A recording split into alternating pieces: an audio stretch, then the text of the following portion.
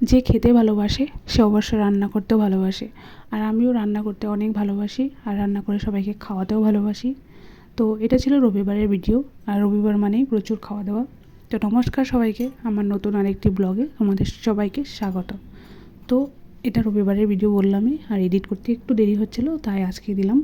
তো আমি রবিবারে আমার পুরো মেনু ছিল লাউ দিয়ে ঘন্ট করেছিলাম, মাছের মাথা দিয়ে লাউ দিয়ে ডাল করেছি, আর লাউয়ের যে বোকা থাকে ভেতরে সেগুলোকে দিয়ে বড়া করেছি, আর লাউয়ের যে চোকলা থাকে সেগুলো দিয়ে ভাজি করেছি, মানে কিছু ফালাইনি। তো প্রথমে লাউয়ের ঘন্টটা বানিয়ে নেবো। তার জন্য আমি এখানে নিয়েছি কতগুলো মাছের মাথা। তো মাছের মাথাগুলোকে আমি প্রথমে ম্যারিনেট করে রেখেছি লবণ আর হলুদ দিয়ে। তো এটাকে আমি প্রথমে ভেজে নেব।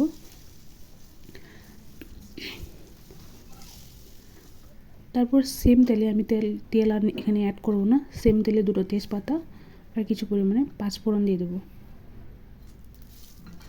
তারপর লাউগুলো যে কেটে রেখেছিলাম সেগুলোকে দিয়ে দেবো। আর এখানে লাউ কাটাটাকে ইগনোর করো, আমি লাউ মানে এত ভালো করে মিক্স করে কাটতে পারি না, তো যেরকমভাবে কেটেছি সেরকমভাবেই রান্না করছি।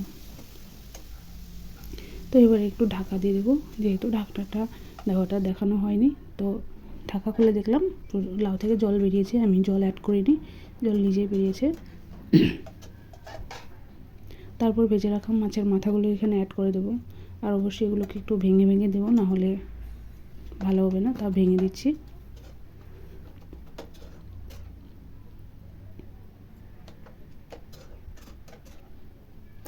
তোমরা কোথা থেকে আমার ভিডিও দেখছো একটু সবাই কমেন্ট করে জানিয়ে দিও, আর অবশ্যই একটা লাইক করে দিও। তারপর এখানে আমি নুন আর হলুদ দিয়ে দেবো, স্বাদ মতো নুন দিয়ে দেবো, আর পরিমাণ মতো হলুদ দিয়ে দেবো।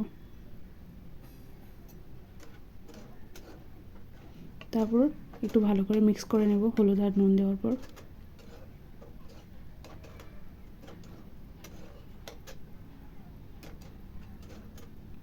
লাউ থেকে নিজে অনেকটা জল বেরিয়ে গেছে, আমি একটু জল অ্যাড করিনি এর মধ্যে।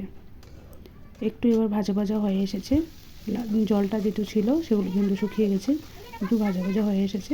তো এটা রেডি আমার লাউ ঘন্ট।